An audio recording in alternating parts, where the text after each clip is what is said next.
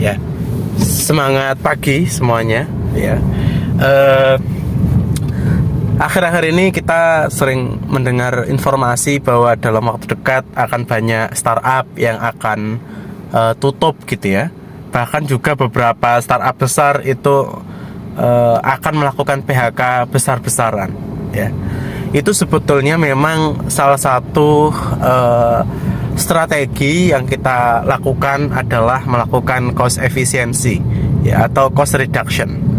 Karena memang untuk menghadapi kondisi yang serba tidak pasti ya, uncertainty condition, dan tahun depan juga kondisi semakin parah ya dengan adanya resesi. Bahkan beberapa company ini justru lebih takut bukan pada COVID di 2 tahun terakhir ya, tapi adalah pasca pandemi ini ya.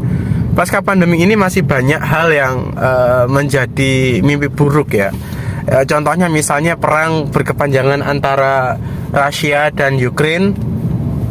Ini mengakibatkan global supply chain tidak bagus ya. Kemudian juga ada beberapa kondisi akhirnya suku bunga The Fed dinaikkan ya, terbesar di 20 tahun terakhir.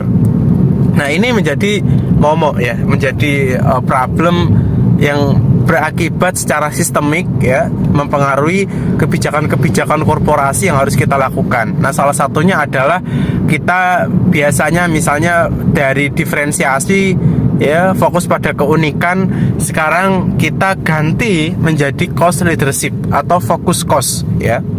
Nah, tapi begini, cost leadership atau fokus pada cost, fokus pada biaya, ini tidak bisa diartikan kita memangkas semua biaya-biaya yang dikeluarkan ya secara sporadis atau secara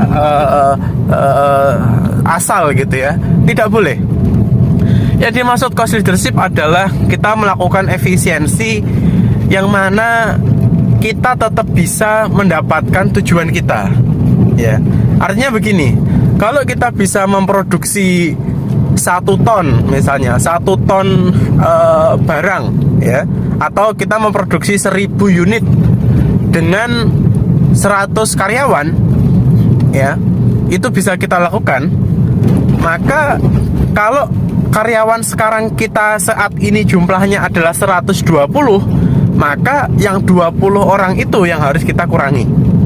Tidak berarti kita punya tujuan ya, capaian kita adalah 1000 unit produk, karyawan kita sekarang 120, kemudian kita pangkas besar-besaran, kita pangkas 50% sehingga menjadi hanya 60 orang. Maka sangat mungkin capaian atau kinerja perusahaan itu juga akan turun. Nah, jadi sebetulnya Bapak Ibu dan kolega akademisi yang ada di seluruh Indonesia ya, cost efisiensi ini tidak berarti kita mengurangi dari capaian organisasi ya. Cost efisiensi ini kita lakukan sepanjang capaian organisasi itu masih bisa kita peroleh ya.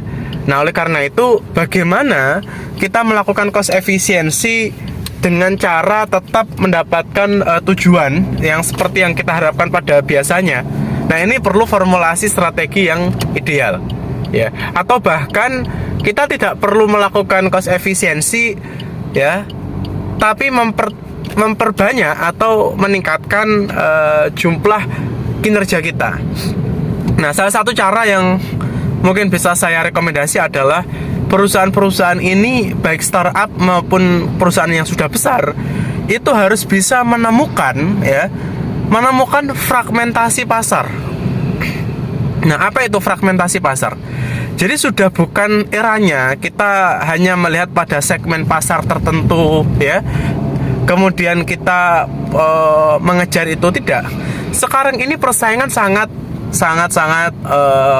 tinggi gitu ya. Apalagi kalau produk Bapak Ibu ini ada di dalam red ocean ya, persaingannya luar biasa besar.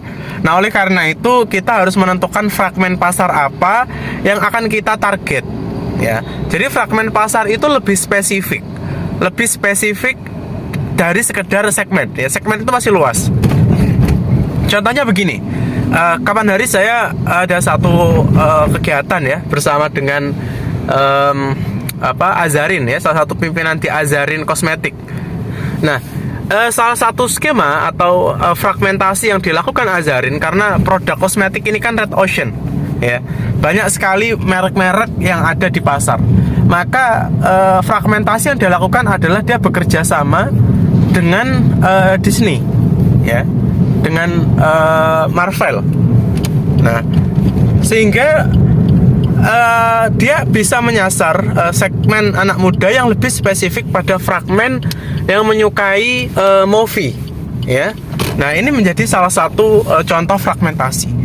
Jadi misalnya kita berjualan apa misalnya ya, kita berjualan produk kita, tentukan fragmentasinya seperti apa ya, tentukan fragmentasinya seperti apa, siapa spesifik niche market ya yang akan kita sasar gitu. Baik, itu inspirasi bisnis pada pagi hari ini. Semoga perusahaan Bapak Ibu bisa tetap sustain ya, menghadapi era yang serba tidak pasti sekarang. Dengan cara apa? Yaitu adalah menemukan ya, menggali kembali fragmentasi bisnis apa yang bisa kita masuki di era persaingan yang sangat kompetitif sekarang. Terima kasih, saya Badawi ya, terima kasih.